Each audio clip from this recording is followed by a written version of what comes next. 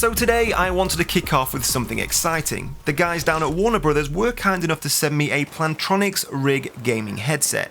Now these work with practically any platform: PlayStation 3, PlayStation 4, Xbox 360, PC, Mac, even your mobile phone if you want to listen to music.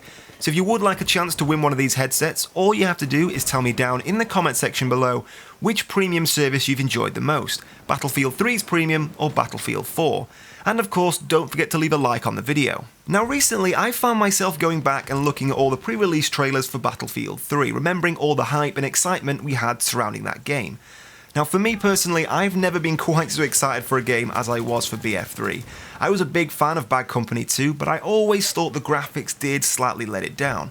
So the idea of a game with a similar playstyle, similar game modes, but massively improved graphics and physics was something I was very, very excited for, and I have to say, to this day, I probably haven't been as excited for a game as I was for Battlefield 3. Now whilst it does seem to be the popular thing on YouTube to talk about Bad Company 2 being the best thing since sliced bread, the best version of Battlefield we've ever seen, on recent reflection, I'm starting to think I may actually prefer Battlefield 3.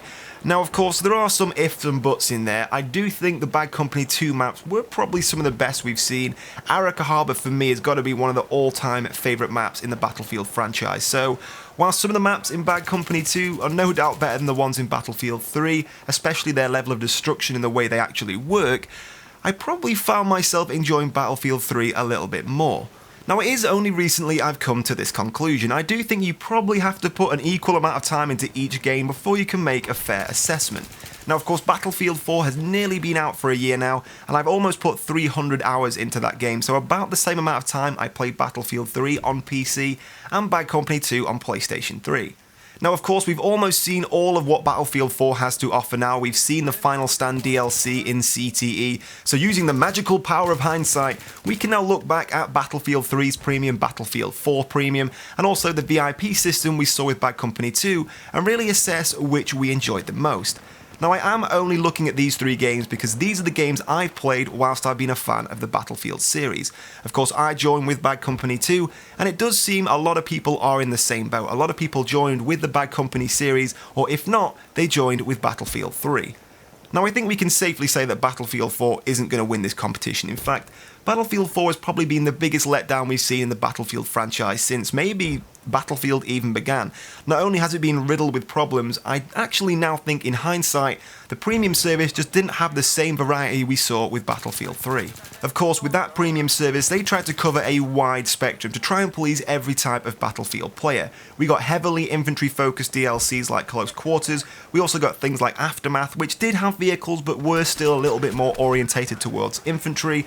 Of course we got Armored Kill which was heavily focused around vehicles and aircraft, and then we got things like Endgame which tried to nicely bridge the gap between vehicles and infantry gameplay, so there was definitely something for every type of player in that premium service. Now the same definitely can't be said about Battlefield 4, not only with the premium but also with the base game itself. That turned out to be a jack of all trades and really a master of absolutely none.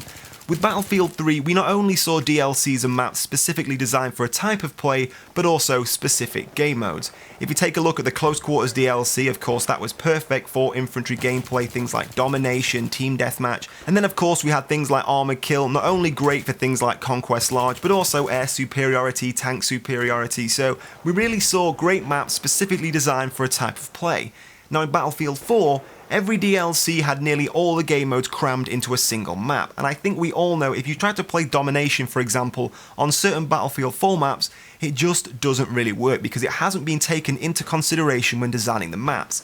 It would be practically impossible to design a map that was perfect for every single type of game mode. I think Battlefield 4 probably has, 10, 15 game modes, so if you could try and make a perfect map with all of those game modes incorporated into it, that would be pretty impressive. Now that isn't to say I didn't enjoy the Battlefield 4 premium service, I just felt a lot of the maps did feel very similar, just with a very loosely based different theme. We had naval theme big maps, we had rural China big maps, we had snowy big maps with Final Stand, and we had big urban maps with Dragon's Teeth.